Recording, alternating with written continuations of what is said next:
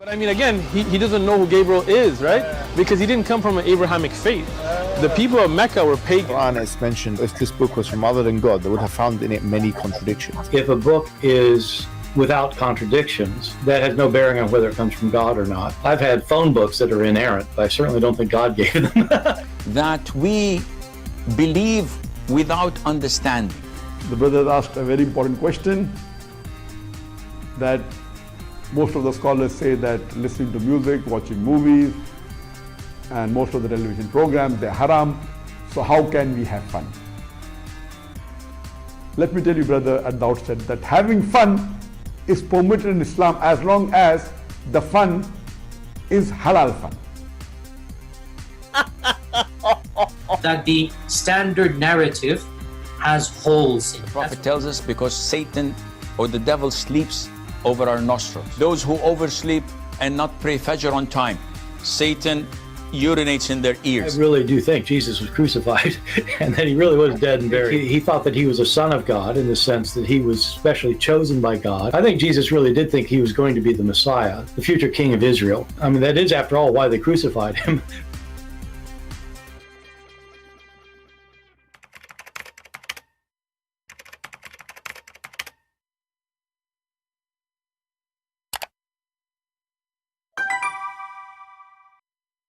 Hello everyone, and peace of Christ to all of you. Please invite your friends and let us have some halal fun together.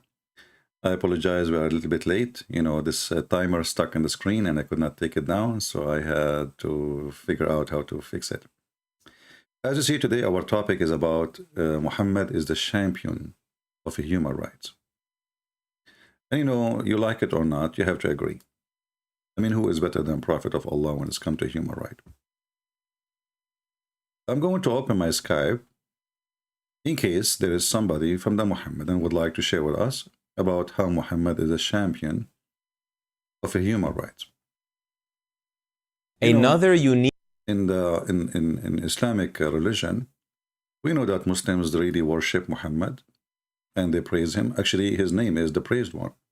So they replaced him, they replaced Allah, their God, by Muhammad. Because if Muhammad is the praised one, so who is Allah? As you see in the front of our eyes here, we have a Muhammadan, and he is praising Muhammad again and again. And why Muhammad is the champion of human right? He says that Muhammad, he said, contemporary world, he says, there stands a crying need for the propagation of this Islamic virtue. And very similar. Now he is quoting someone, his name is Arnold. Okay, and what does have to do with the Prophet Muhammad? Let us go and move a little bit. And you know, he play for you about black people, people who converted to Islam, they are black, like Muhammad Ali, you know, etc. You know, people, they love money, but we know that all Islam is about money. Is it your God? He promised you gold and silver and sex in heaven. All of it is about material. And then he go and, you know, he quote for us what Muhammad, he said, that in Islam, there is, I don't know where the part, let's see, maybe in the beginning. In Islam, there is the Prophet said, here we go. Arab, nor for a non-Arab over an Arab, nor for a white-skinned person over a black-skinned person, nor for a black-skinned person over a white-skinned person, except by virtue of their righteousness. If we ask the Muhammadan where we can find this hadith, we will find that it's not located anywhere in any of the authentic books. If I quote a hadith from the same book, the Muslim will reject. Do you see the hypocrisy? If this hadith is authentic, so why it is not in al-Bukhari? Why it is not in Muslim? Why it is not in at-Tirmidhi? Why it is not in any of those 6 Islamic hadith?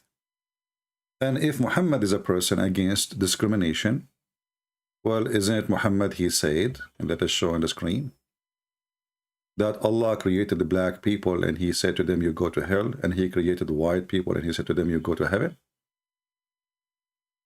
Does that make sense? So Muhammad, he says there is no difference between black and white. Yet he said that Allah created the black to go to hell.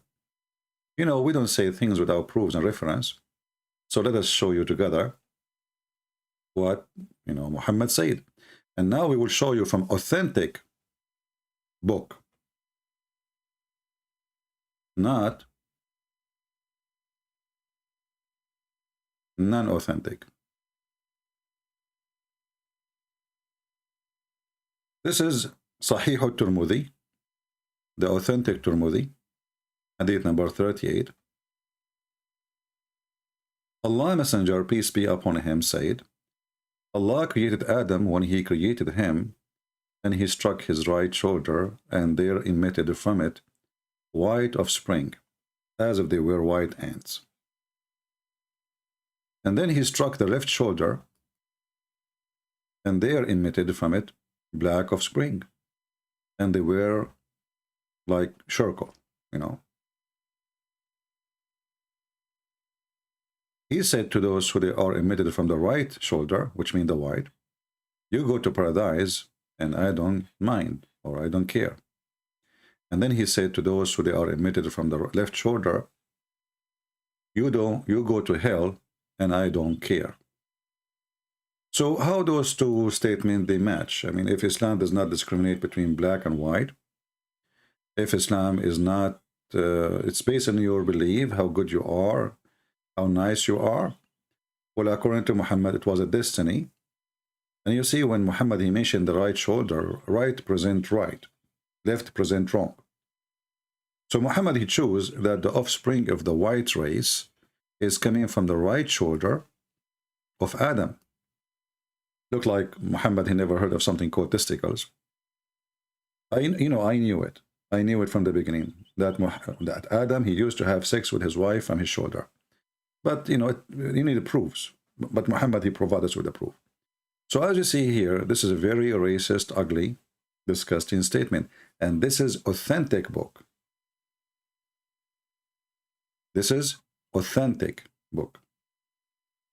Now, if we continue and speak about a human right, if we continue speaking about discrimination for black people as an example, we have tons of hadith speaking of discrimination. Actually, if you go in the same book of Musnad Ahmad,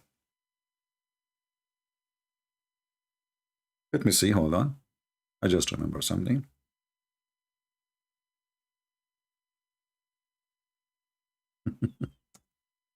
The same book, just to show you.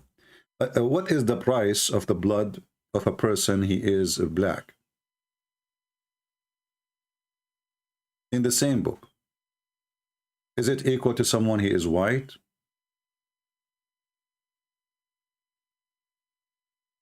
Let us see. Let me try to find.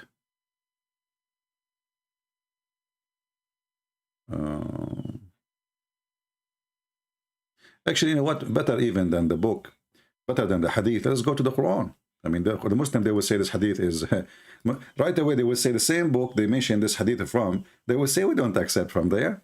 So let us go here to the Quran, and you will see how Islam discriminates between white and black, free and slave. Chapter 2, verse number 178, it says, in the case of murder, the law of equality, in case of punishment, this is a murder. This is not a mistake killing or somebody, you know, by mistake kill somebody. Let us say you are throwing an arrow at the deer and then you hit somebody, you killed him. No, this is in the case of murder. All right. If you don't like this translation, you see the Muslim translation is very funny. It says al-qisas. But why don't translate that? They say the law of equality in punishment. What does that mean? And then he continues saying, it's prescribed for you in the case of murder, free for the free, slave for the slave, and female for the female. So if a free white Arab man, he killed a free white Arab man, the white man will be killed. But if a free white Arab man killed a black slave, he will not be killed. We will kill his slave.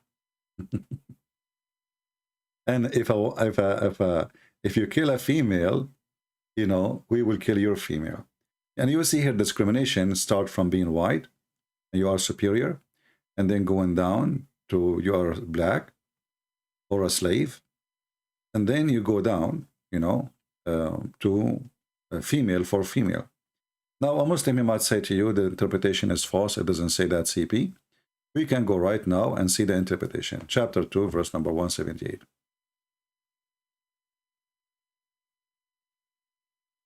And this is official government of Jordan, if we can call it government. The king there is just a potato, you know, he's just come back. This is why he claimed to be from the descendant of Muhammad. He perfectly fit in that field. And this is the interpretation. You can read any interpretation you want, and you will see clearly that a free man will not be killed for a slave man. You know, slave for a slave. A slave who it's killed another, okay, a female killed another, killed another, blah, blah, blah, blah. Actually, let us go into a shorter one. Al-Jalalain. This is long.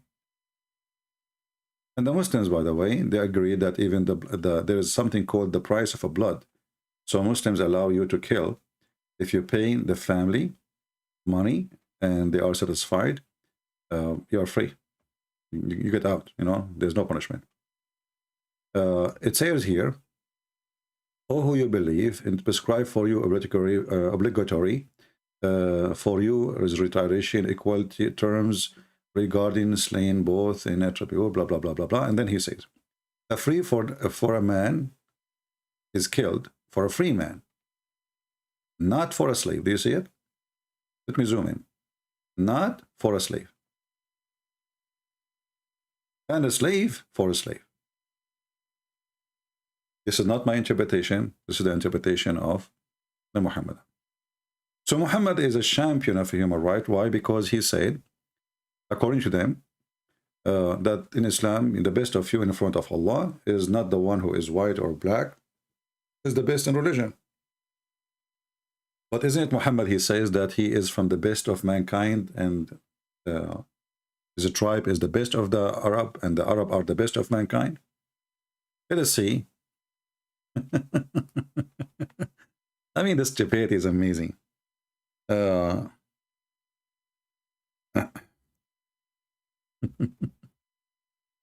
long all people are the same. So what Muhammad is saying here, and we can show you tons of hadith about that. How Muhammad, he loved to show off, and he claimed that no, people are not equal. People are not equal according to Muhammad. If we go to the hadith, the book of Shish Kebab, Hummus, the yellow pages of Islam, it says, let us see,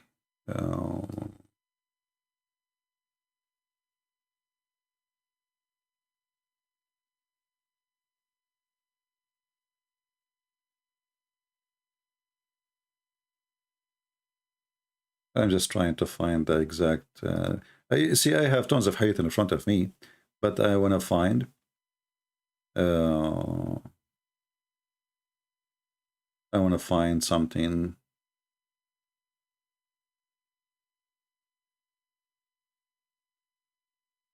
In English. So I do not need to use Google Translation. Okay.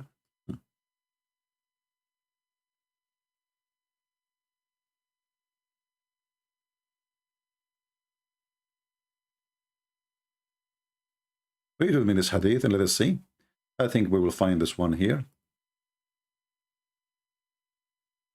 And here you will see the white supremacist Muhammad clearly. It says, I said, O Messenger of Allah. And by the way, you know, if you don't like this hadith here, we can find a ton of hadith about this. And they will say to you, this is da'if, you know. And the funny here, they say to you, it's da'if, this hadith. But in a Muslim website, in order to answer this fatwa, they quote it, which means it is sahih. Do you see the hypocrisy? Here, it says da'if. Here, And this is the official Islamic website of answering Muslims who speak Arabic. And this is the fatwa number. Here it says Sahih. It says accepted. Otherwise, why they will quote it?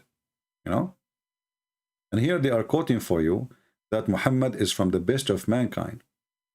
So if we read here, and we can use Google Translation for that page, it says that the Prophet stood upon the member, the same place he mentioned that story about no black, no white, the same location, the same chair, the same, who I am. They said, you are Messenger of Allah. Upon you peace. He said, I am Muhammad, the son of Abdullah, the son of Abdul Muttalib. Indeed, Allah created the creation, and He put me in the best of a group of them, and He made them into two groups. So He put me in the best of the group of them, and He made them into tribes, and He put me in the best of the tribes, and He made them into houses, and He put me in the best of the houses.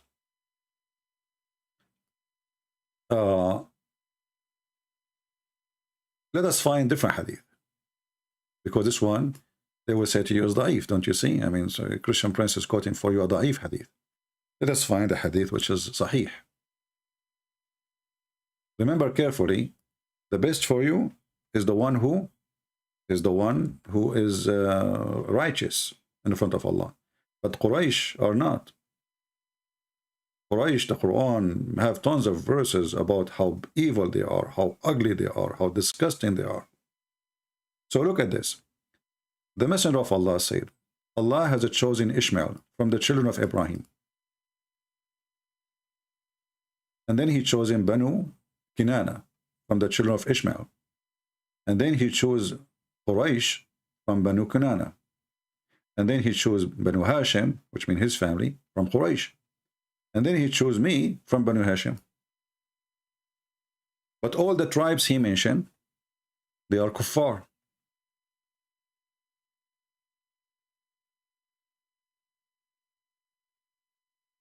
So how the best of you is the one who is more who fear Allah? Do Quraysh fear Allah? And why you are the best of mankind? And what make those Arab? Based on this, well, who is Abraham then? And just to make it more horrible to Muhammad,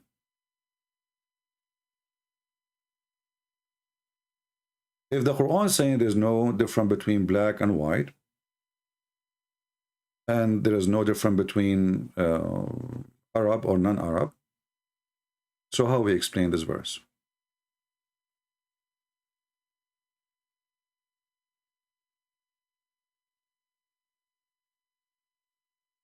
Chapter 2, verse 130. If you don't like the translation, you can change from your side, so let us love together. And the one who turned away from the religion of Ibrahim,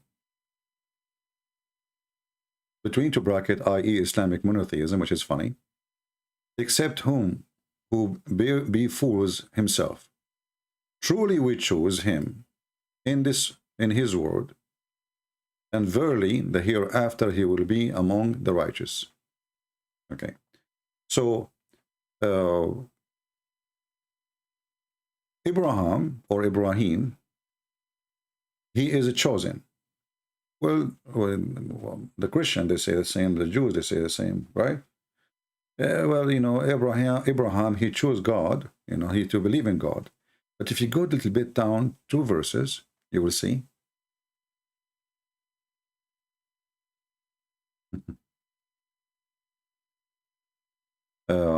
Actually, let me show you even better verses, just to make it more clear, because some people, they might say, this is not really clear.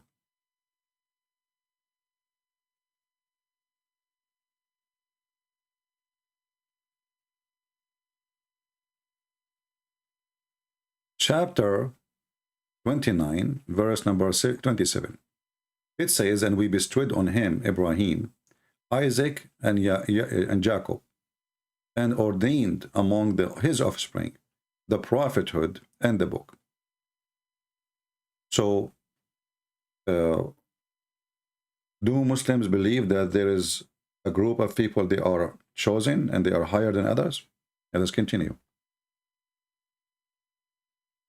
The Quran went even farther, saying that the Jews are the highest in the world.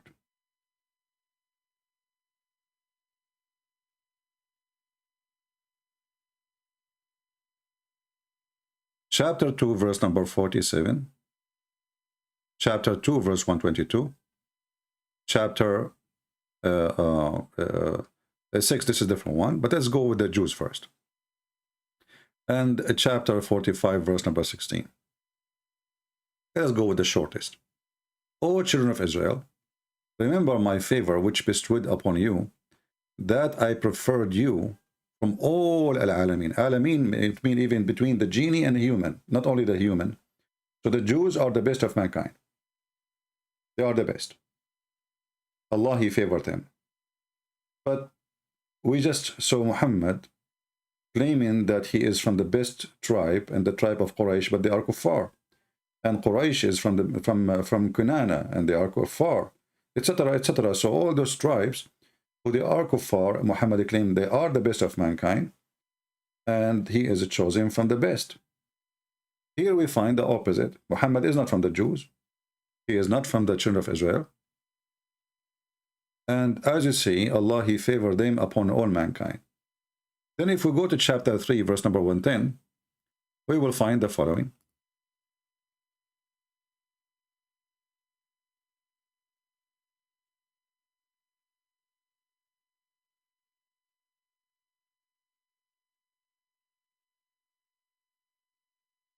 You are the best nation was or coming to human being. Who? The Arab in front of him. Remember, the Quran says, we never send a messenger except speaking the tongue is of his people. So when he speak to the Muslims who they are the Arab. You are the best of mankind, but are thought the Jews are the best of mankind. In order to understand the best of mankind and how Islam stands for a human right, we have to go to this hadith here, where it says,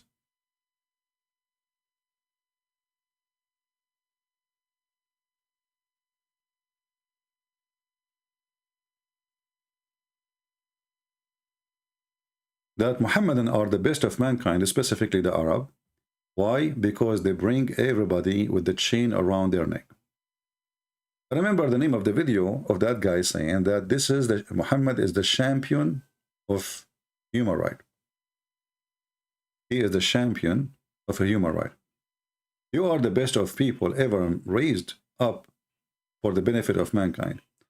Did you see here it says ever raised? But we just showed you that the Jews were the preferred, even between a human and genie.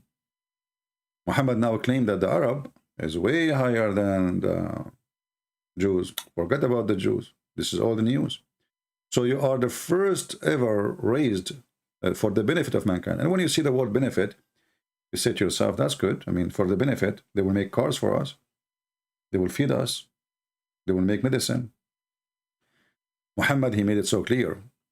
The best of mankind for the mankind is those who bring them with the chain around their necks until they embrace Islam. And here we understand how Muhammad is a champion of a human right. I mean, it's obvious that he is champion of a human right. He want to bring you, and this is why Islam was very peaceful, attack everybody, went all the way to Spain, took almost half of Europe, they conquer Constantinia, they went all the way, they killed 80 million Indian in India alone. 80 million. You know, the Muslims, they made articles about what the white man did when he came to America. But they will not make article about how many Christians they killed in Iraq, in Syria, in Jordan, how many barbarian killed in Morocco, in Tunisia, Algeria, how many Coptic they slaughter. I mean, no, this is nothing happened there, you know.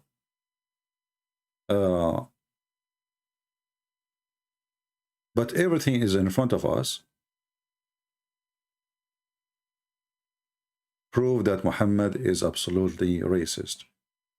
And then racism of Muhammad go farther, where he claimed that even in the day of judgment, human being, they will be divided between two races, white and black.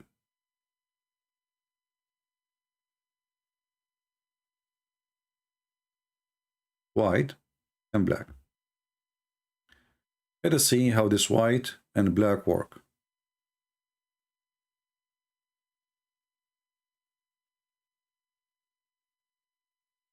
In chapter 3, verse 106, in the day of judgment, Allah will make a human race into two races, which means there is no Asian, forget about the Asian now. There's only white and black. All those who they are not Muslims, they will be black. All those who they are Muslims, Allah will make them extremely white. Now some might say to you, well, he is lying. You can read and the interpretation and you will see. And not only that, if we go to chapter 27, verse number 82, and we can read the interpretation for that from Ibn Kathir, you will see that Allah, he will send a beast from the ground, and that beast have the stick or the staff of Moses and the ring of Solomon. And then this beast is going to hit the believer in his face, and the believer, he will turn extremely white, and will hit the disbeliever in his nose, and he will turn extremely black. And then when people, they gather in the market, this is before the day of judgment, this is resurrection. Now you are resurrected, everybody is gathering, there's still a market, which is funny. And then when people, they gather together, they say, oh, he's a believer, oh, he's a disbeliever. How they knew? Because you are white or black. Let us see. Okay, it shows we have to go to 82. Okay, 82, here we go. All right. It says here, when the word fell against them, we shall bring them out of the earth, the beast, for them, who speak to them, because mankind believe not with certainty. And here you see how stupid it is. So now it's judgment day, and you are sending them a beast, and the beast will speak Quran. That's funny. But, the beast, he sent the beast. And the one who teaches Quran is coming from the earth, from the ground. And then Muhammad here, he quote in this hadith here, that this is a sign of the day of judgment, and one of them is the beast who will come. But let us see about what this beast will do. Let us go down. You will see here it says that the beast will emerge from the earth and will have the staff of Moses and the ring of Solomon, and it will strike the nose of the disbelievers with the staff, and he will make his face, the believer, bright with the ring. In fact, it says white bright, not white, not bright. In order to discover if this is the word white really exists or not, you go down a little bit, and you will see this is a description of the beast. And if you read something from the Bible, you will see something similar that will ring a bell for you. Check it out. Then you will see here it says, so it will bring out the staff of Moses and the ring of Solomon, and there will be no believer left without making white spot on his face, which will spread until his face is shining white. See how they lie when they present for you? Like in the same story, just a few lines before they took the white off, they make it shiny, bright. So it's a white spot, and then you will become white, shiny white. As a result, will be no disbeliever left without making a black spot on his face, which will spread until his face is black as a result. Here you will see that even the discrimination of color in the day of judgment, because according to the Quran, then being black is a bad thing, and being white is the right thing, is the good one. And that is in total agreement with the hadith we showed you in the beginning, where Muhammad, he said that Allah created the black from the left shoulder, and he said to them, you go to hell, wala ubali, which means I don't care.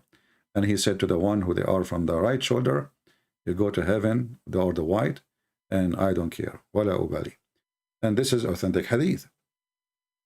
And for sure, because now the hadith is embarrassment, the Muslim, they will say, we reject it, we don't accept it. But if we continue, we will find discrimination of a human right is all over the place. You know, when somebody speak about a human right, is that including beating the women? The champion of a human right? So Muhammad not only discriminate in the case of murder between black and white, not only discriminate in the judgment day that all the one who will enter heaven only white can enter, not only discriminate that he's claiming that his nation, his tribes, so they are kuffar, they are the best of mankind and he was chosen from the best. What about beating your wife? In chapter 4, verse number 34. Maybe this is a champion of a human right too. But we will let that one go. Forget about beating the wife.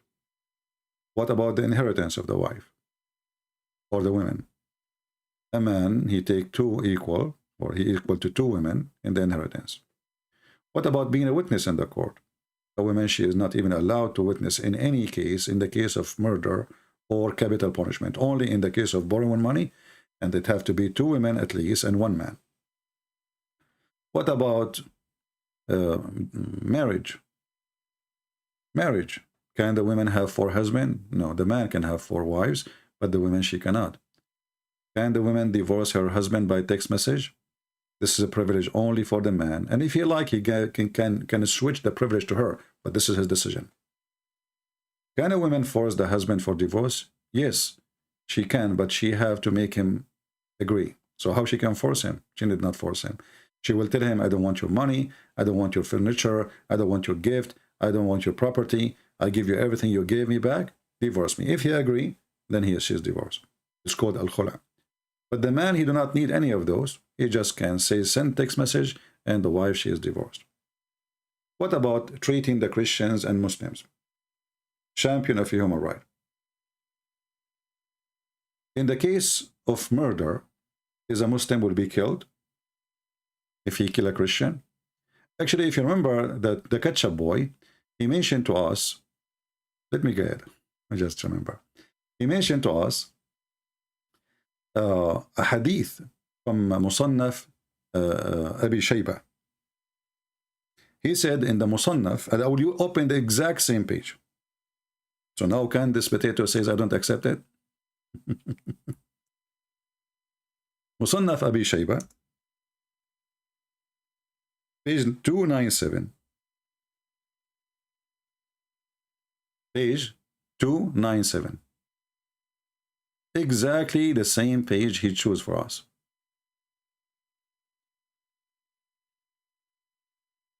Is it 297 or 279? Guys, do you remember? I think it was 279. I think it was 279. Hold on.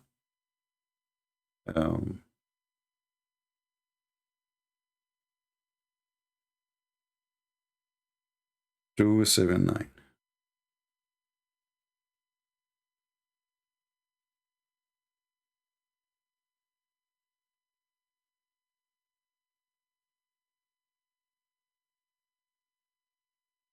Anyone remember exactly the number?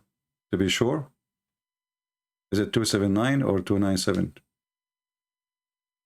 I don't want to go to his video.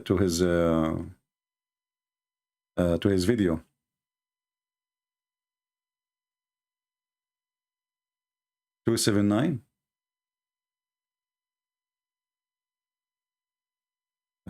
I think it was 2 something. Let me see. Hold on.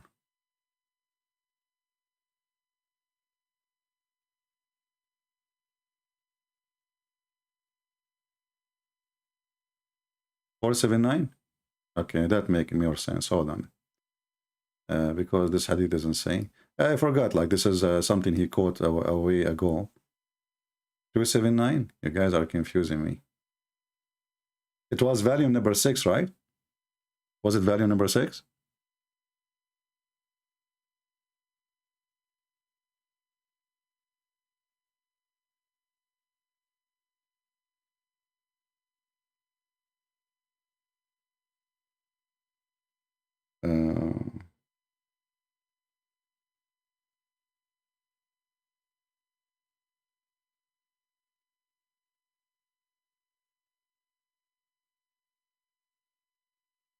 Yeah, actually, there's no two. There's no. Anyway, hold on. Let's see.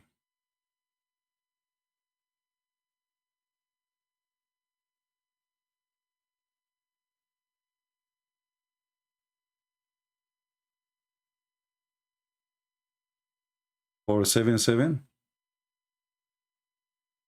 Okay.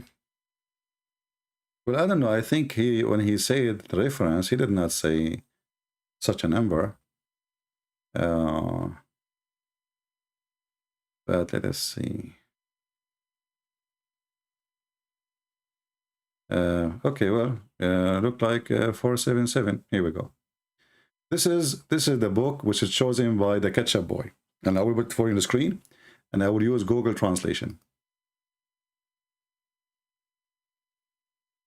And remember, this potato boy, he was reading for us a notebook claiming that this is a hadith. So now let us read the actual hadith, which is teaching you how to beat a Christian. If a Muslim, he was insulted, the one who insulted him, he will be whipped. If he is a Muslim or not Muslim, doesn't matter. But if a Muslim, he insulted a Christian, the Muslim will not be punished. Doesn't matter if he's insulting or making, like, qadah is like, saying, you're like saying your mother is a whore, So this is the same page.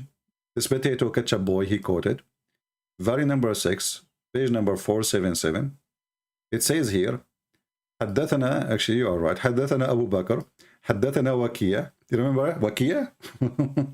عن سفيان عن حماد. He says, يوجد حد واحد, and in order to read what was this one here, we have to go a page before, so we can read, because this is a continue of previous page. But let's go a little bit down, and we can go back later. It says here,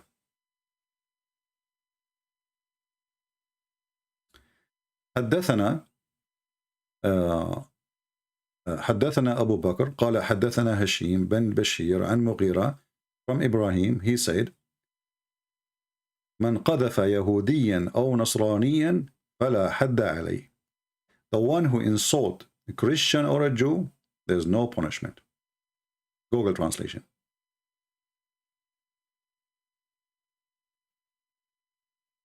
Do you see it? Whoever slander a Jew or a Christian, then there is no punishment for him. This is the champion of human right, Muhammad, peace be upon him. And this is what he was quoting for us, this ketchup boy.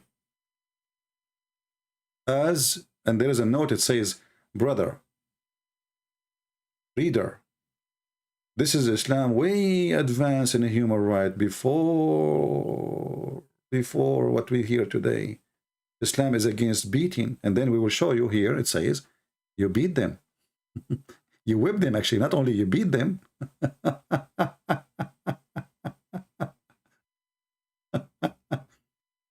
And here it says, actually, in this part here, let us see.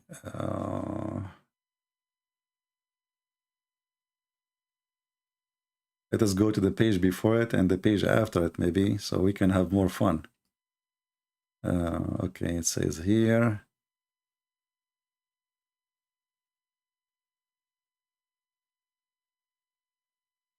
I mean, everything is about beating and,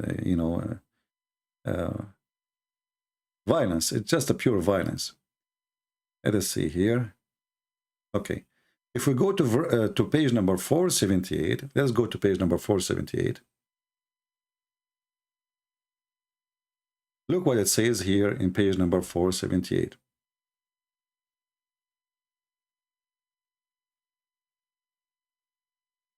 Abu Bakr, he said, from Muawiyah, he said, إذا كانت اليهودية والنصرانية تحت مسلم فليس بينهما ملاعنة. What does that mean? There is two people, they are fighting about something, and then to have a Muslim, they have a very weird way to prove who's right, who's wrong. So like the first Muslim, he will say, may Allah cut my nose if I'm lying. The other one, he says, may Allah cut my penis if I'm lying. The other one, he says, may Allah break my testicles, make them hummus if I'm lying. And they keep doing that until one of them faint and get tired, and that means he is the liar. So here is saying that if there is a woman, she is under a Muslim. Look even how rude the word. She's under, like he's jumping her. A Jewish woman or a Christian woman, she is under a Muslim. There is no between them this practice we mentioned. And then he continues here saying,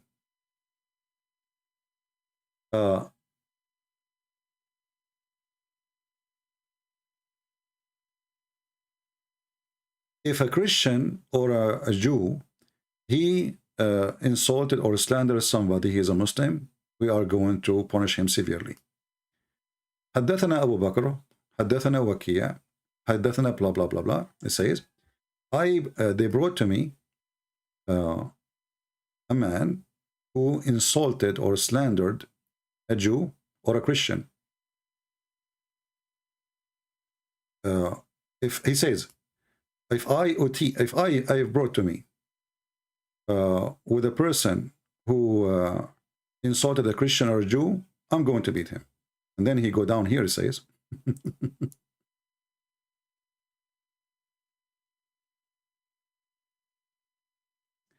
from Abu Bakr, he said that if a man, he is a Muslim, and he insulted a woman, she is a Christian, but she is married to a Muslim, then we will beat him. Because what? Because now she have honor. She is married to a Muslim. If she is not married to a Muslim, she have no honor. Which means he said she is a whore or whatever, slander her, you know, just because she is married to a Muslim, we will beat him. Here it says, number 2, we mentioned, narrated by etc., that if a Christian woman or a Jewish woman, she was slandered and she have a husband, he's a Muslim, and she have a son from him, the one who insulted her or slandered her, he have to be punished. If a Muslim man, he insulted a woman, she is a Christian, or she is a Jew, this is a different opinion. Even if she is married to a Muslim, he will not be punished.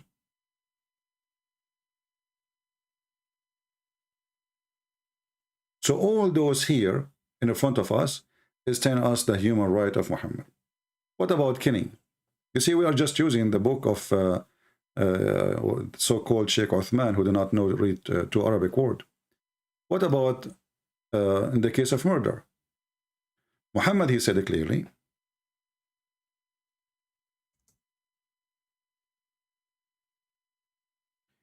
that in the case of murder, a Muslim will not be killed.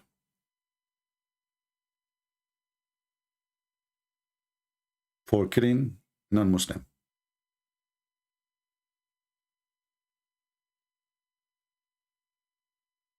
You see justice? So if a Muslim man, he killed you and you live in the Middle East, you will not be killed.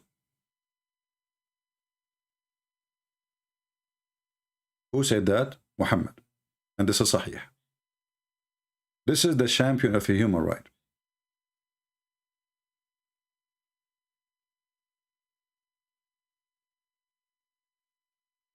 But if a Christian, he killed a Muslim, the Christian will be killed.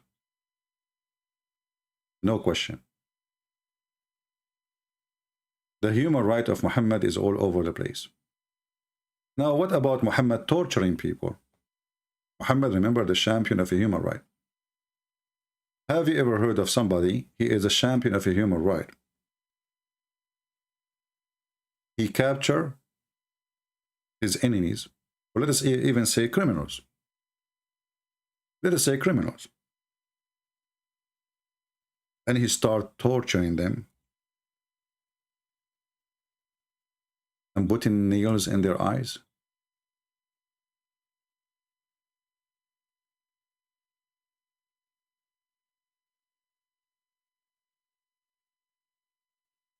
Let's find it out.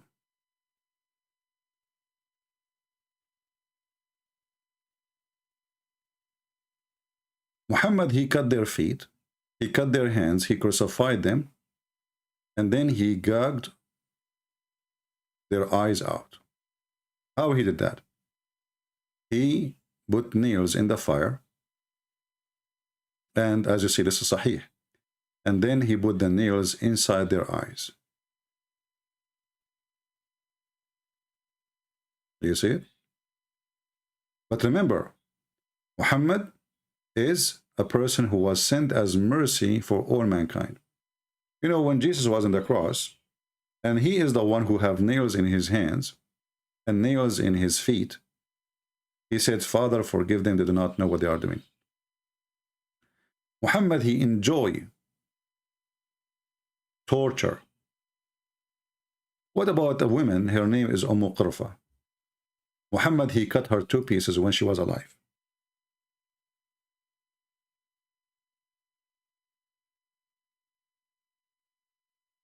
Even the Muslim book says,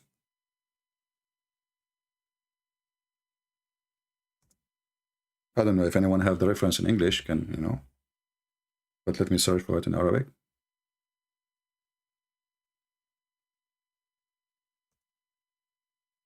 And this is all Islamic books, by the way. We are not quoting, you know, we are not quoting the enemy of Islam, so people will say, what do you expect? I mean, those are the enemies, but this is the Muslim books.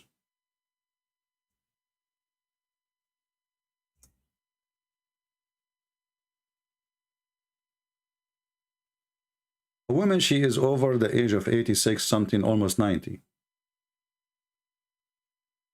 Muhammad, he cut her 2 pieces by tying her legs between 2 camels, and he ordered the camels to walk in 2 different directions. So he split her 2 pieces. And this is a book the Muslim they quote always, including the ketchup boy. At-Tabaqat al-Kubra, Muhammad ibn Sa'd, volume number 2, page number 90. And let me give you the link before we continue reading. Hold, give me a second. I need to shorten the link.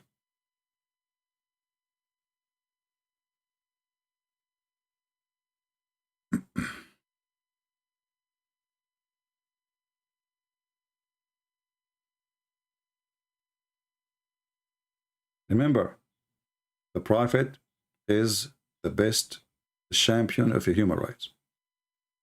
I mean, what a big deal. Tying a woman alive. She is over the age of 60, 86, or 90 years old. So what? I mean, things happen.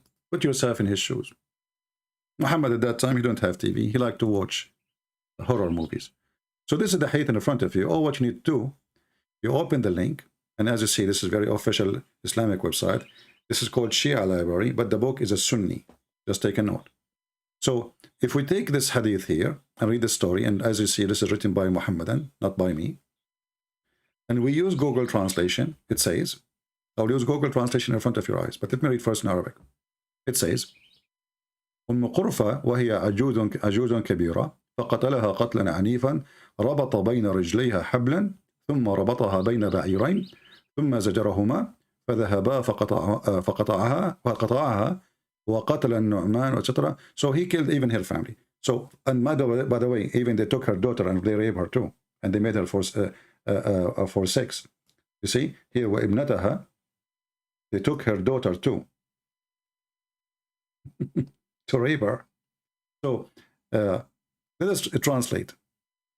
I mean, the Arabic is horrible, but let us see what the English will say. Like especially where it says وهي عجوز كبيرة. She is really very old. فقتلها قتلا عنيفا. He killed her in a very violent killing. Even the Muslim describing that very violent killing. He tied her legs ربط بين رجليها حبلا ثم ربطها بين بعيرين. He tied her legs to a rope, and he tied those ropes to 2 camels, and then he ordered them ثم زجرهما فذهبا فقطعاها. So they split her pieces. Translate using Google Translation.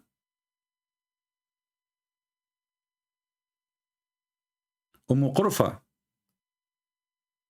a very old woman, and he killed her violently. He tied her legs with a rope, and then he tied her between the two camels, and then he ordered the two camels like to run, and the two camels, when they run, they split her two pieces when she is alive. Anyone have a doubt for a second that Muhammad is a champion of a human right?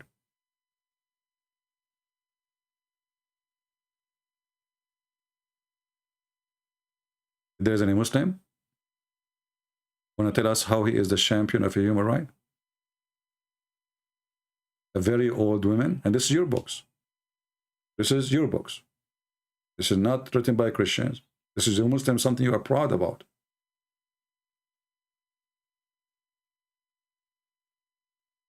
Somebody is saying cannibalism. In fact, there's a professor.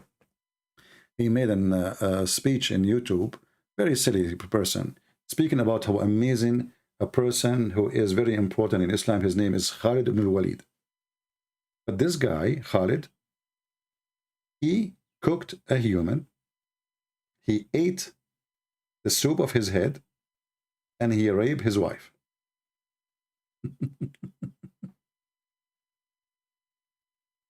The human right go more wide. What about we can read the Pact of Umar when he invaded Jerusalem and how he treated the Christians? You can go right now and search the Pact of Umar. You will find it in English. You can find it in my books. You can find it in the internet.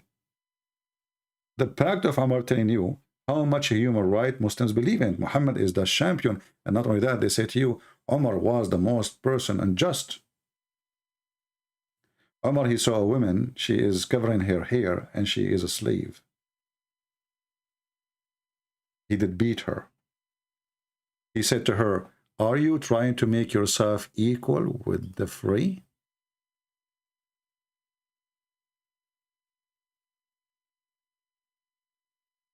I have a mental woman. She keep texting me. I'm talking, I'm busy. And this mentally ill woman, she don't stop texting me. What's wrong with people?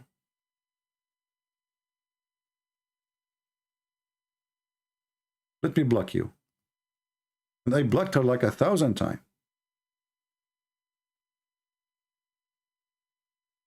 Very sick. Do we have any Muslim on a chorus? Do we have any Muslim on a chorus? And please don't send me those messages in Skype saying to me, God bless you, sir. That is not what I'm looking for. You're just making me click to see for nothing. Do we have any Muslim would like to call us and maybe you can prove us wrong?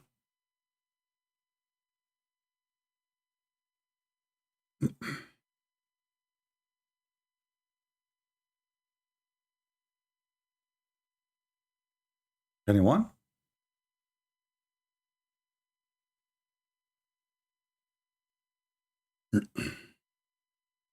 A Muslim saying to me, repent, CP, before it's too late. Let us call him.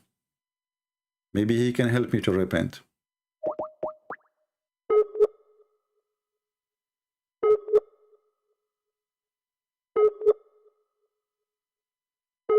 I like to repent.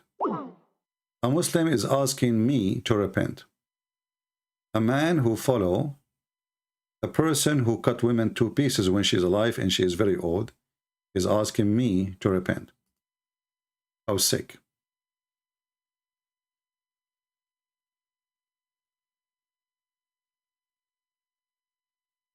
Any Muhammadan?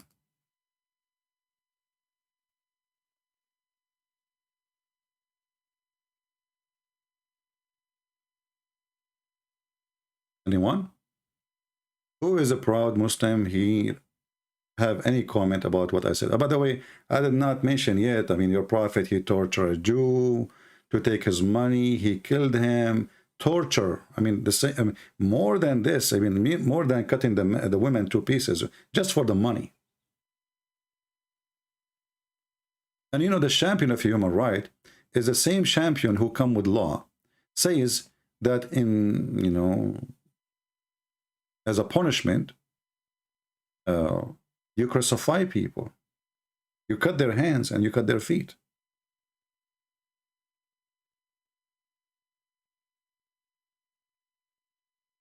There's a hadith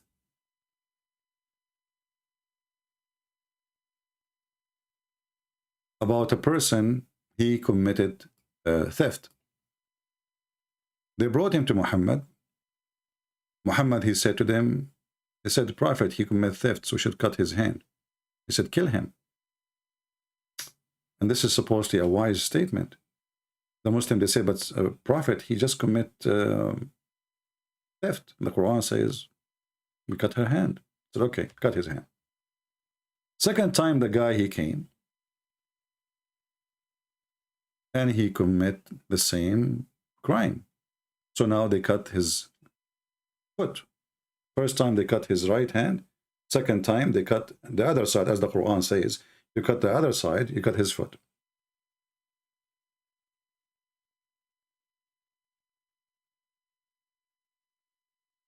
The Prophet says, kill him. They said, Prophet, but he did just commit theft. Said, okay, cut his foot. They cut his foot. He came third time. Muhammad told them, kill him. He said, Prophet, but he just commit theft. Said, okay, cut now the left hand. So now he have 2 hands is gone, 1 foot is gone. The guy, he came, and he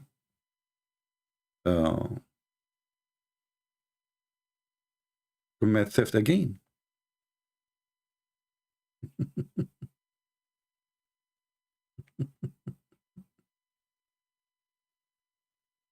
And they cut his last foot. Okay. But the guy, he commit theft again. Even though he have no feet left, he have no hands left. And the Muslim, they say, see, it's a miracle of Allah.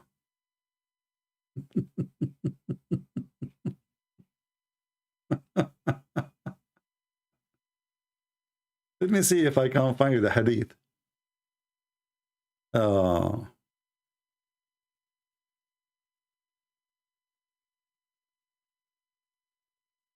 And sometimes you ask yourself, when the Muslims, they wrote those stories,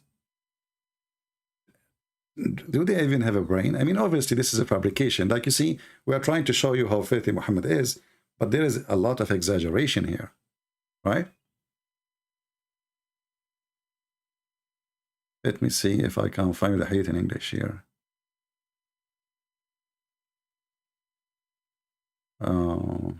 Here we go.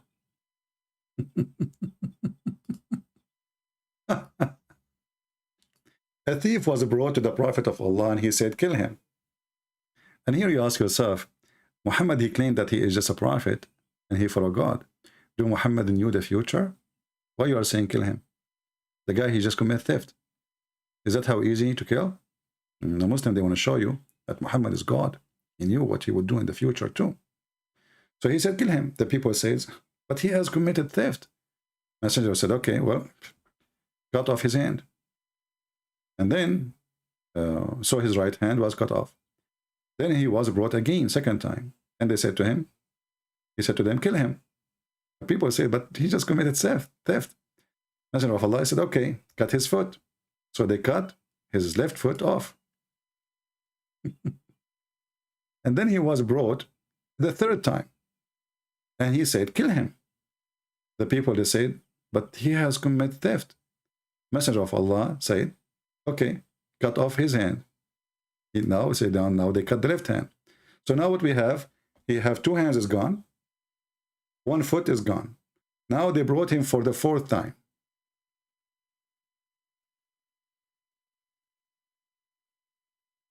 And he said to them, kill him. The people, they said, well, he has committed theft, Messenger of Allah. So he said, okay, cut off his foot. So they cut his right foot. And then the story continued, and he was brought for the 5th time. Muslims, a guy, he have no hands, he have no feet. How he stole for the 5th time?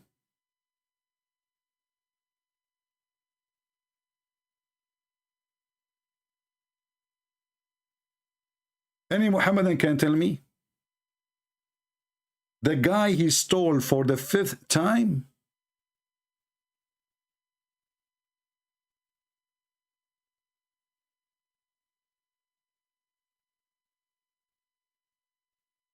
This guy was doing robbery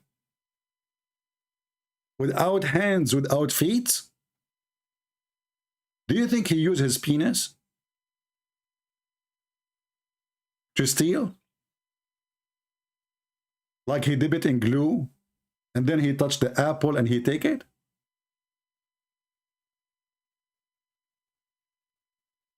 Here you see how those people, they fabricate, they exaggerate about their prophet, how wise he is. Well, he told us from the beginning, kill him, man. He told us from the beginning, you did not listen to the prophet. You did not listen. Look, here we go. He commit theft for the 5th time. But the guy, he have no hands, he have no feet. I mean, what the heck? And you know, the champion of a human right is Muhammad. If you cut the hand of a person, you know, what is the reason to cut a hand of a person, Muslim? Somebody tell me. What is the value? For what reason? Any Muslim? An egg? An egg. You cut a hand of a human being for stealing 25 cents. In America, it's not even 5 cents.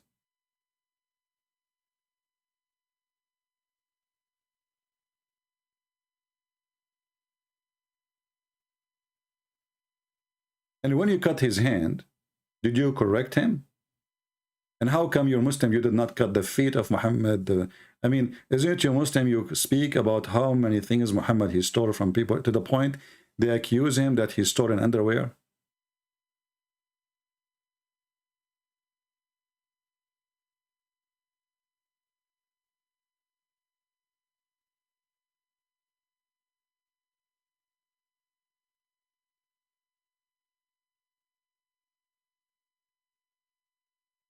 Any Muhammadan?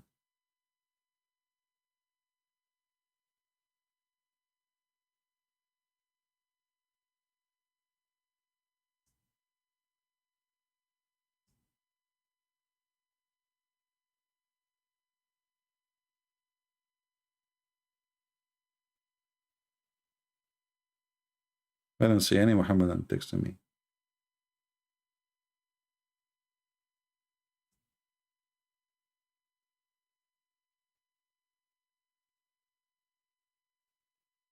If a person, he stole an egg, or even he stole a rope, we cut his hand. The human rights champion. And by the way, if you steal it from a Christian, it's okay. As long as the Christian is not under the protection of paying jizya, which means mafia.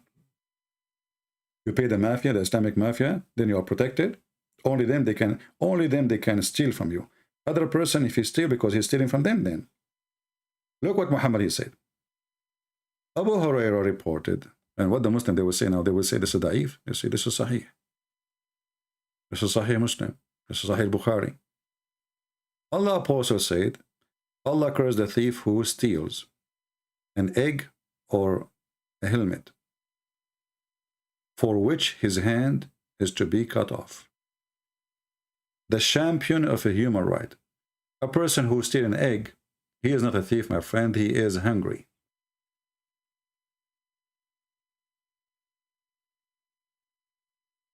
Do we agree, people?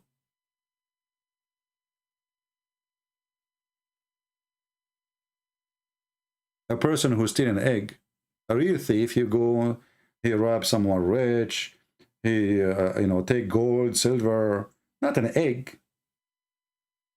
You want to cut a hand of a human being for stealing an egg, and you are the biggest thief in the world?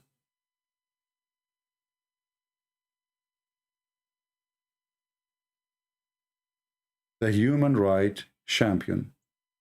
If I see somebody, I have, let us say, I'm doing shopping and I'm going to my car and the guy, he ran and he took an egg from me. Shall I go after him and cut his hand? Is that an act of mercy? Do you think really this guy is a thief? Or this guy is desperate to eat?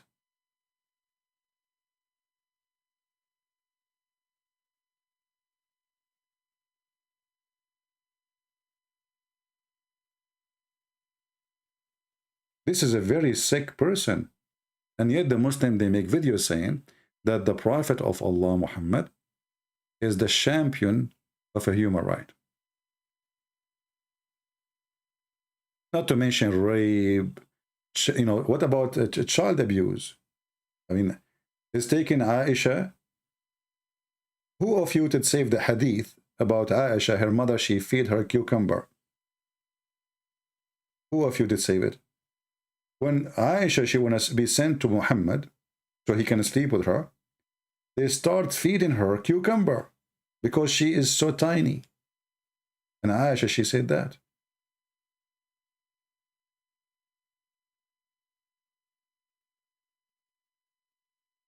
Child abuse. What about in the heaven? In the heaven, you will have 80,000 little boys who they are going to be your slave for eternity. The champion of human rights. What about the women who they are made just for sex for you? She is just a sex accessory.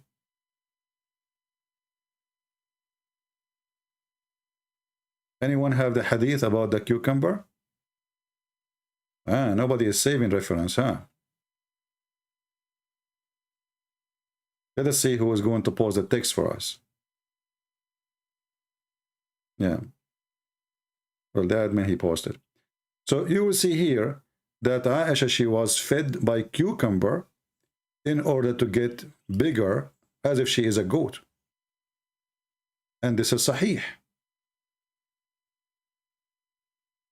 My mother, Aisha, she said, intended to make me gain weight to send me to the house of Allah Messenger. But nothing which she desired benefit me, till she gave me cucumber and fresh dates to eat. Then I gained as much weight she desired. She's a goat. She's been to be sent for slaughter in the festival day. Is that the Prophet of mercy?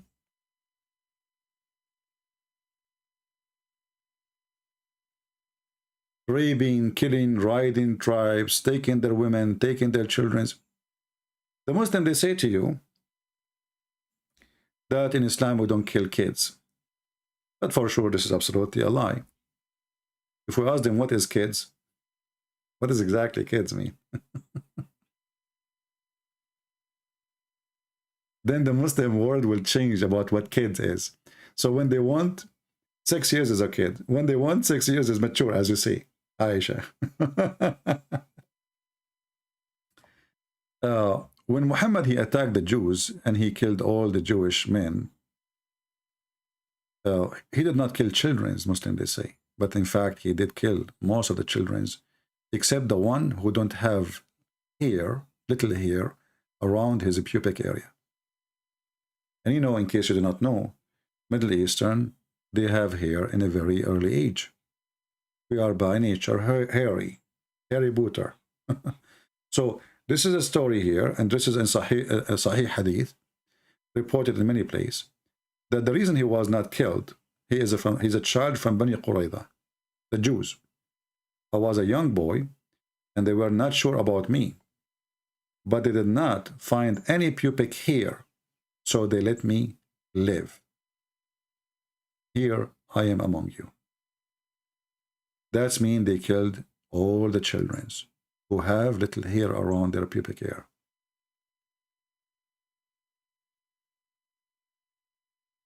The champion of a human right, the wife beater, the child molester, the kidnapper, the torturer, the hand cutters, the beheader. He is extremely, and the one who cut a woman 2 pieces when she was alive. Does any Muslim have an objection for what we said?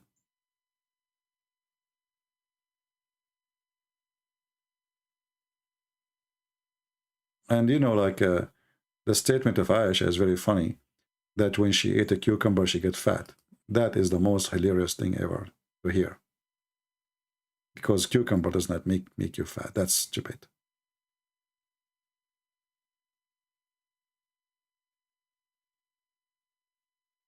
Any Muhammadan?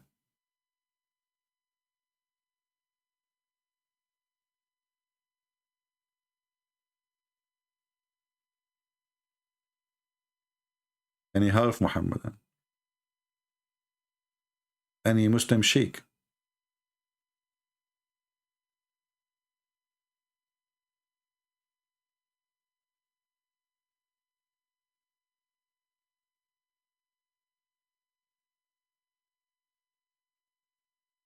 Anyone?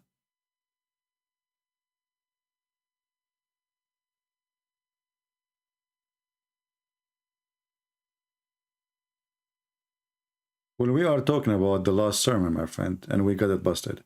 The last sermon is not really coming from any authentic hadith. As you see, the last sermon is not in the authentic books. They are quoting the book then themselves. When they want, they don't accept. When they want, they accept. And actually, there's tons of reporters about this hadith is mawdu'a.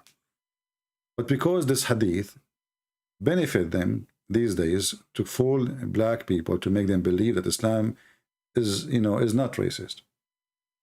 So they quote it.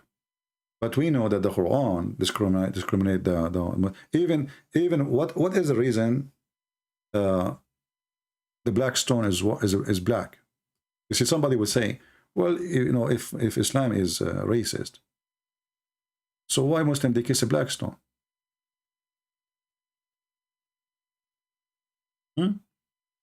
Doesn't make sense. Muhammad, he made it clear. The black stone was white like milk, whiter than milk.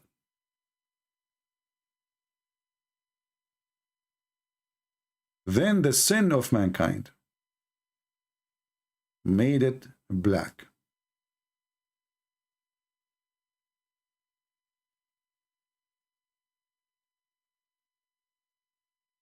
Do you want more ugly than this? So according to Muhammadan, sin make you black.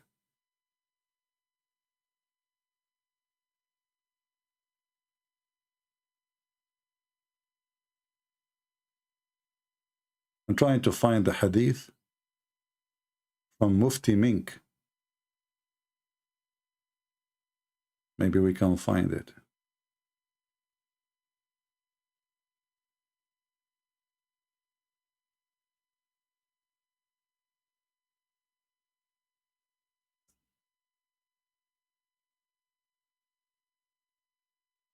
Okay, let's see.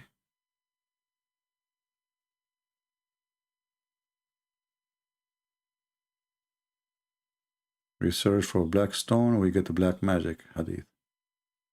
Let us see, let us see.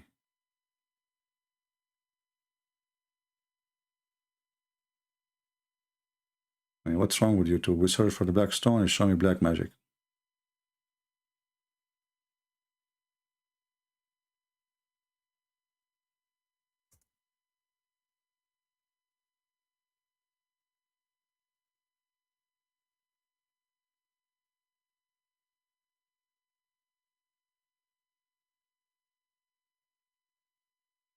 It's always better to hear it from the Muhammadan.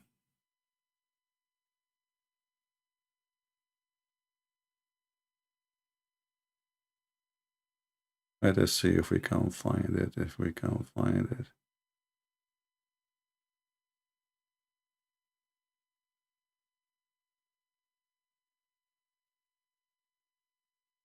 I remember once I played the video of Mufti Mink about the black stone.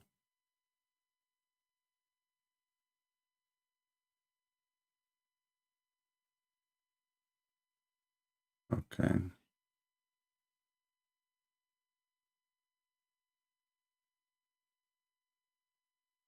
Here we go. We found another Abdul telling us the story. Milk, and it turned darker, and it turned darker and darker, and it turned. It was placed there by Ibrahim alayhi salam in this corner. In the narrations, it described it as it was whiter than the milk, and it turned darker and darker, they say, according to the sins of human beings, until it became black stone. See? So sin make you black. Sin make everything black, even stones. Otherwise, the black stone is not black. It's white. Actually, if we go to the Tafsir, we will find that the Arab before Islam, the Muslim women, Muslim women, they are pagan anyway. They go to the black stone, and the black stone is made in the shape of a vagina for a reason. Because simply, it is a vagina. So a woman, she did not have children yet, or she is trying to have children. She go around the black stone, around the Kaaba. She do Hajj, exactly the same as they do today. And then after she walk or go around for each time, some they say like after she walks 7 times, some they say each time she walk around the Kaaba, she stop in the front of the black stone, and then she put her hand over her vagina, and she do that when she have her period. She do that only when she have her period. And the reason she do that simply because she want her period to stop, which means she want to have baby. As long as she is having a period, that means she is not carrying a child. So she put her hand in her vagina, and then she inserted inside the black stone,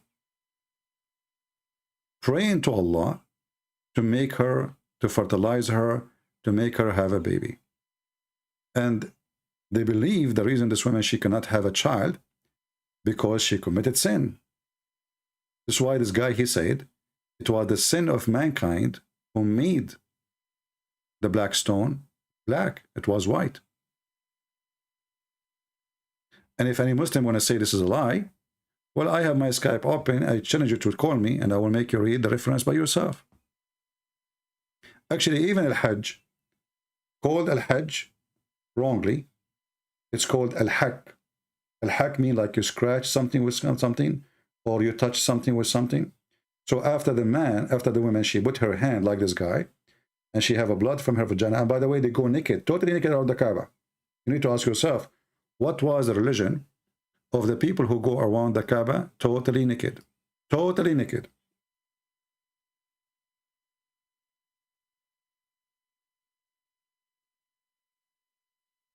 So after the naked women, she go around the Kaaba naked. Then the man, he come and his penis, is naked too. Then the husband or the spouse or the partner, he will insert his penis inside the black stone hole, and then he will rub his penis on the black stone. So his penis will get the blessing of Allah, and the vagina will get the blessing of Allah, and then they will have a baby. And here you see, this is Sahih Muslim, this is Sahih Bukhari, this is Sahih. They can't say this is da'if. It says here clearly, in the pre-Islamic period of ignorance, and by the way, this is false, because this is what's happening in the time of Muhammad. And Muhammad never, there's not a single word in the Quran about stopping people going naked around the Kaaba. Never. Never, never. And here you ask yourself, how come Muhammad never opened his mouth? You don't find even a hadith of Muhammad saying, stop going naked around the Kaaba. Never. Muhammad, he saw a woman, and actually if you read my book, Section Allah, you will see the story. He saw a woman, she was naked and she was singing. Muhammad, he wanted to have sex with her. He got jealous. He don't want any men to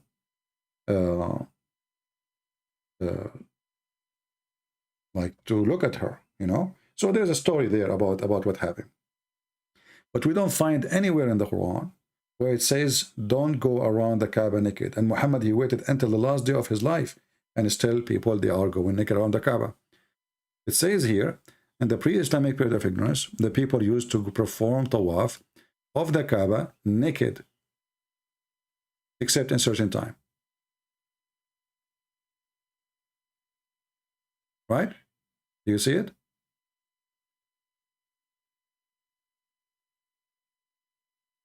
Totally naked. What was the religion? Is worship there?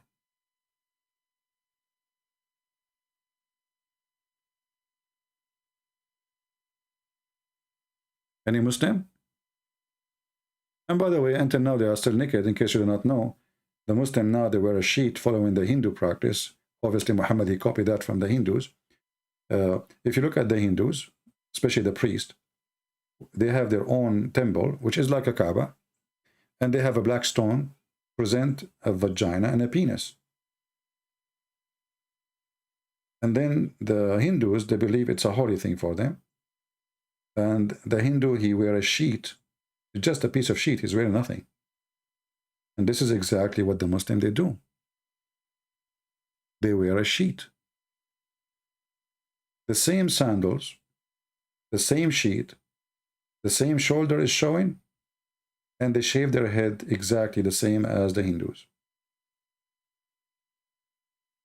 And this is why I have a strong belief that all the practice of the Kaaba worship and act is, as ritual, is coming from the Hindus.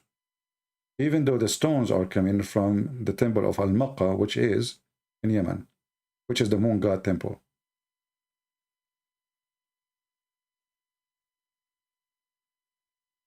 Yeah, lingam. They call it lingam, I think. Yeah, lingam. So the black stone simply is a private part, and that's why the black stone have that shape, you know.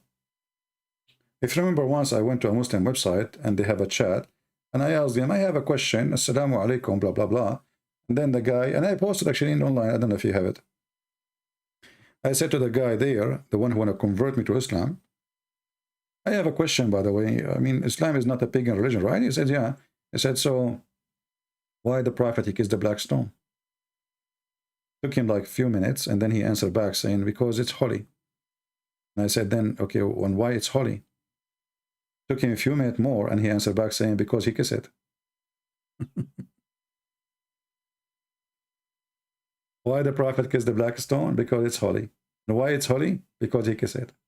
Have you ever heard of a stupid answer like this? And now if you ask the Muslims, why you are kissing the black stone? Or why the black stone in the shape of a vagina? Or why it's important? Why God cared for a stone?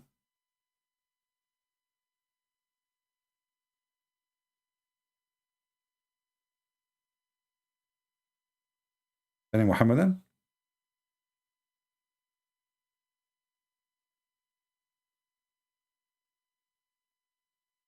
And to make it more horrible, Omar, he said, I know that this is stone, I know that you are useless and harmless.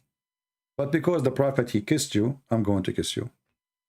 But this doesn't mean Muhammad is a hypocrite and a liar.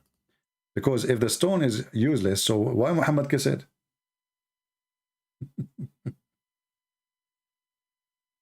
Huh? If the black stone is useless, harmless, why he kiss it? Muhammad.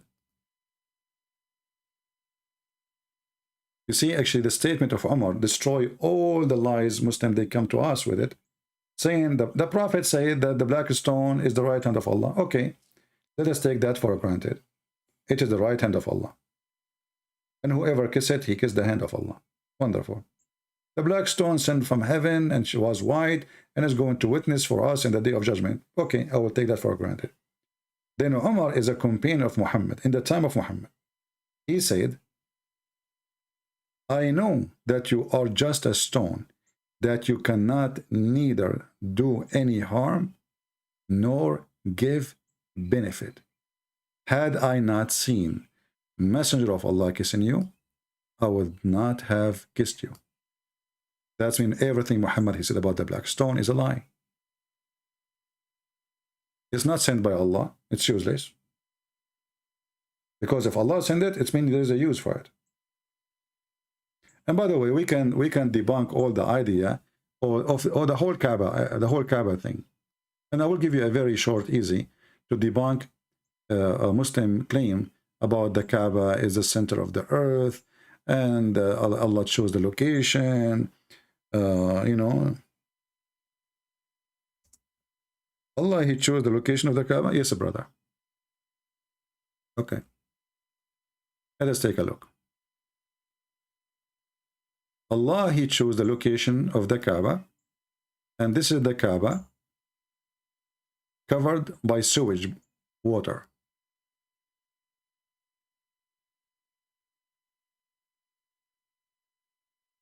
Allah, He chose, and you will notice that the Kaaba is like filling in the side. Do you notice that? This Kaaba was rebuilt many times, collapsed many times, because the water will go, and not only water, even like many people, human, they destroy it. Like Al-Qurmati, he took the black stone, he make it a purple stone for 21 years. But here you notice the location of the Kaaba chosen by Allah. How stupid this God is. If he go 300, 400 meters away from that location will not be flooded. So why he chose this location? In case you do not know, the city of Mecca does not have sewage. They have something called Bayyara. Bayyara is like septic tank. So little rain will make the flood, and then all the shit, excuse my language, will come from the Bayyara. And you will see the cake of shit floating over the water. They swim, mashallah. And then all this garbage will go down to the lowest part of the town, the Kaaba. And it was not Allah who saved the Kaaba from the flood. It was the American engineers. And until now, actually, it's still under risk. As you see, this guy is even swimming here. And this is his picture later, which means this is not long time ago. You see, we're talking about a camera. This is the picture of the same guy who was swimming when the Kaaba was flooded.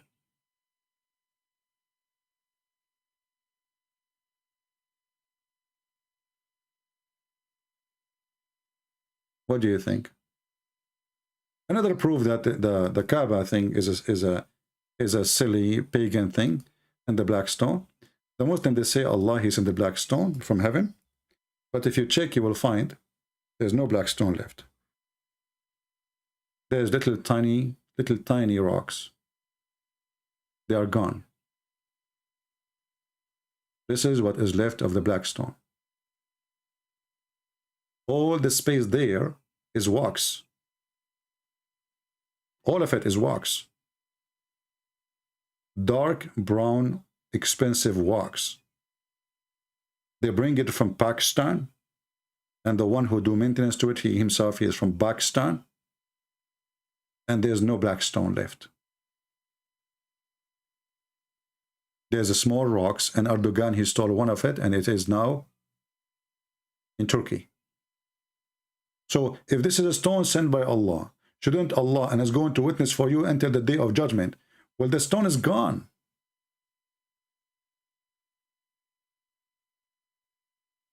If I type here the word Siyana, which means maintenance, the maintenance of the black stone. Watch with me. Look, and even there's a video on YouTube, by the way. This is a video on YouTube. See? This is a video on YouTube, 2013. This is how they do maintenance to the black stone.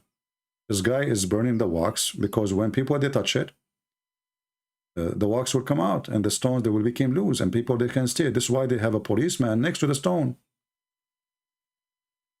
so people will not steal it. The second they notice that the wax around those rocks became weak, right away they stop anyone from touching them. They bring the guy so he can do maintenance.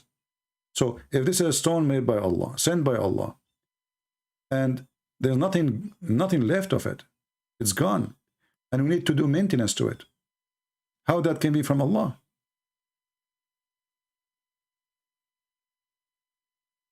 So the flood of the Kaaba proved Islam to be false. And there's no stone left, as you see. This little tiny rocks. So what you are kissing the rocks. And what make it more funny, the Muslim, they call everybody pagan.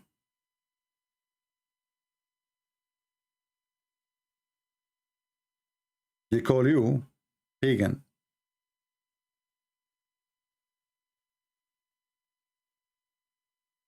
I hope we have a good time together. Feel free to download the video. As you see, like we put some time in the beginning, so people will know that we are coming live on air. And so next time if you see it, this way you know that there's a timer. You look at the timer, it's going to tell you when it's going to go live on air. Please download the video as soon as possible, and you can cut the beginning where the timer is running. There's no talk. I hope you guys have a good time and you learn something good. And as you see, for sure, Muhammad is a champion of a human right. Yes, he cut hands, fingers, took nails out, put it in the eyes. He cut a woman to pieces. He cut hands for somebody he stole an egg. But he's merciful. Allah, he sent him as a mercy for mankind. Yes, he attack you in your home. He kill you, take your wife, rape her in front of your eyes or in front of your children's. He take your money, he take your TV, he take even your sandals as he did to the Jew. Even the donkey Afur. But he is the champion of a human right. Yes, he claimed that the black people will go to hell and white people will go to heaven. But remember, he is not racist. It's true that he said that there's a beast will come, will make all unbelievers black and all believers white. But remember, that is not racism. That is just a lie. He don't know how to recognize us on the Day of Judgment. So he have to make us colors, black and white. As simple as that. And not only that, actually, I forgot to mention to you that before you enter the heaven of Allah, Allah will give you additional drink. You drink it and you become even whiter. And even Muhammad, he claimed, because he's obsessed with the white color, that even the women in heaven and even the boys, they will be like pearls. The boys will be like pearls, white, very white. The women, they are not only white, but you will be able to see the marrow of their bones. And all of you will be so white. You see here, they say to you, the Prophet said, and this is Al-Bukhari, the first batch of people who enter paradise will be glittering, between two brackets. The fact it says they will be shiny white. Durri. You will be so white, like a full moon. And the batch next to them will be glittering, you know, like this. Like the most brilliant star in the sky. Their heart will be as the heart of a single man. And etc. And then he continues saying, and then Allah will give you the females, which for sex, who Allah will take jealousy because simply they are accessories. So don't worry about jealousy of those women. They will have sex with you, all of them, and nobody will have jealousy. Nobody. So there's no fight inside the house. Oh, you kissed her more. Allah, he will take their jealousy because they are made of silicone, obviously. They have no feeling. He killed their feeling. Champion of a human right. Women are made just for sex. And then every one of them, he will have 2 wives of the houris, and they will be so beautiful and hoor, transparent to the point you can see the marrow of their bones. This is how white they are. And for sure, this is very beautiful. We have to agree. Imagine you have a beautiful wife, so beautiful to the point you can see the marrow of her bones. We have to admit that this is very sexy and very beautiful. And I don't think any man, this is every man's dream. We have to be honest here.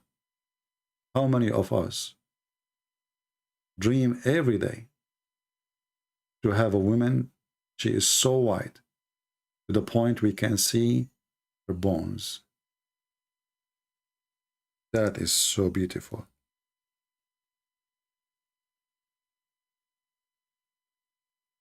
You are in heaven, and now those girls are doing nice show for you. Sexy dancing. Use your imagination. Who can deny that this is so beautiful? So when the Prophet, he mentioned to us, and look at this position, MashaAllah, MashaAllah, MashaAllah. So now you are in heaven, and you are looking, and you are so horny, because this is so beautiful. This is the most beautiful scenery ever I saw in my life. I cannot stay single no more. I have to do something about it now. Those pictures increase the urge of every man. A man, he cannot resist this beauty. We are sick of seeing meat. It's time to see bones. So you look at your wife in the heaven, and you say to her, hold on. This is not what a husband do. This is what a dog will do. Dogs like bones. Why you are excited? And then you will say to her, I love every bone in you. Every single bone. And even the shoes, by the way, they will be see-through. Look at this. What the heck is that? That's, I mean, the one who took those x-rays really...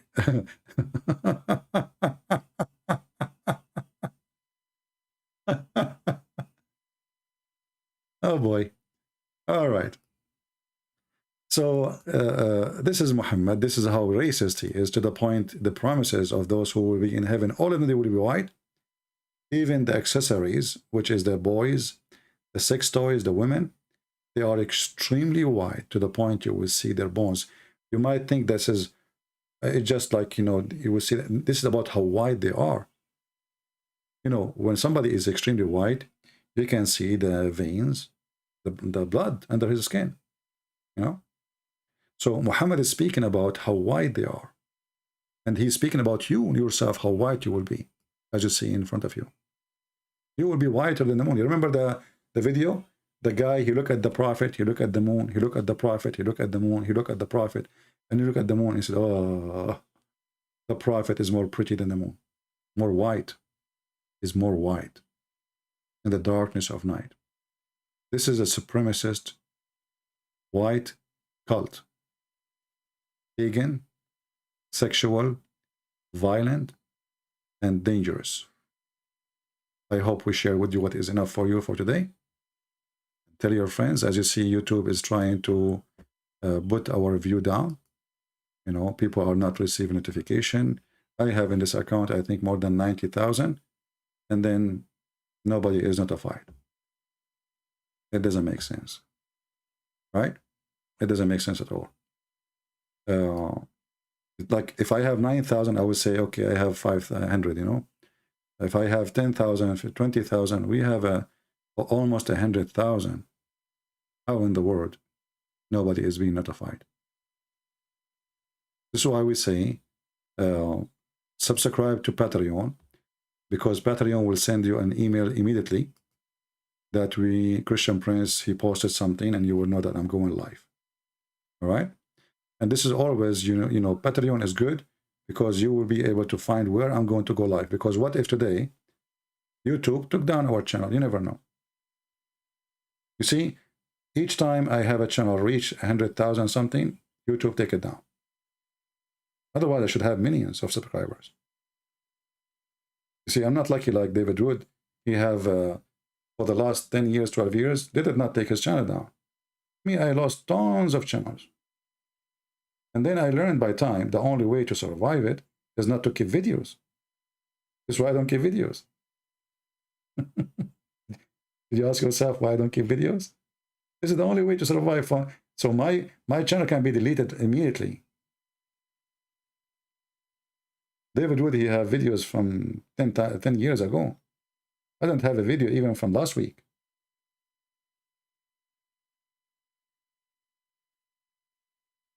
So in order, and you know, for us, we don't care really about the numbers of subscribers because people will come wherever I go, who care? But the important is you don't want to be disconnected. If you like to join us and you care to join us, and then you say to yourself, okay, this account is gone. Where am I going to find him? Patreon. We made an account in TikTok. Maybe they will take it down, but we always will update you. So for now, we have Patreon. You go there. You don't even need to subscribe, by the way. Just go to my account. You see this in the screen. The last video I posted is going to be where I am. Very simple. If you click on it and it says, a Christian princess talking for sure, or it's coming, soon, that's mean this is the channel I'm going to go live in. So always you can follow up by going to Patreon, and you can update yourself about the new location we will be in. Yeah, actually, I have an account in Rumble. I check, but I did not load any videos yet. So maybe I should just start using it too. Right? Yeah. But we are doing great. By the grace of the Lord, a lot of Muslims leave in Islam. I cannot believe it actually. Me myself, how many they left Islam watching my videos, reading my books. Many of people, like you witness maybe hundreds, maybe thousands of people left Islam live on air, and you are witness, right? But there's way more of people leave Islam under the air because they are afraid to say, this is a violence cult. So when one person, he called me and he said, I am out of Islam after the debate, there's 20, maybe 30, they left Islam without calling on air because they are afraid. So you cannot imagine how huge the number is. And this is why the Muslims, they find my videos are extremely dangerous to their cult. But it's too late. And the more they fight me, actually, the more I work harder. And you notice that, don't you? The more you fight me, the more hard I work. And I work for my Lord. And this is why our videos in Patreon, they are for everybody. You don't need to donate. I'm not doing this to make, people, they support us. Thank you very much. We need your support. But we are not doing this because you are donating. And the proof, we give our books for free, our service for free. The one who donate and the one who don't donate, they are treated equally. And that make me the champion of a human right, not Muhammad. Because the people, they say to me, well, if you close that video, only people who donate, they will see it, then you will get more donation because people, they get curious. They want to watch, they want to see. They feel they have a privilege. I said, no. Isn't it enough we give a privilege to the rich when we open the door of the hotel for him and say, welcome, sir. If you are poor, nobody will welcome you. Isn't it enough the poor, he die from hunger, he die from illness, he have no medicine? Isn't it enough that the child, he grew up in a family, he have to work to feed his little kids? His brothers. So even videos, we will make it for the rich and no videos for the poor. That is not me. So the Lord, he provide us, and he will never leave us alone. And we are here to help everybody, the poor before the rich. Thank you very much for being here. May the Lord bless you all. And I will see you again. Christ is Lord. And Muhammad is the champion of violence and hate crime, not human right, as they said. Thank you.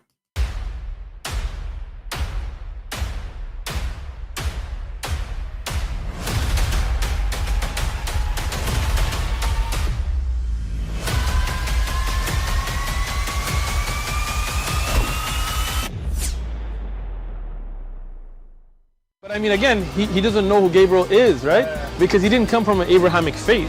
The people of Mecca were pagan. The Quran is mentioned, if this book was from other than God, they would have found in it many contradictions. If a book is without contradictions, that has no bearing on whether it comes from God or not. I've had phone books that are inerrant, but I certainly don't think God gave them. That we believe without understanding. The brother asked a very important question, that most of the scholars say that listening to music, watching movies, and most of the television programs, they're haram. So how can we have fun? Let me tell you, brother, at the outset, that having fun is permitted in Islam as long as the fun is halal fun.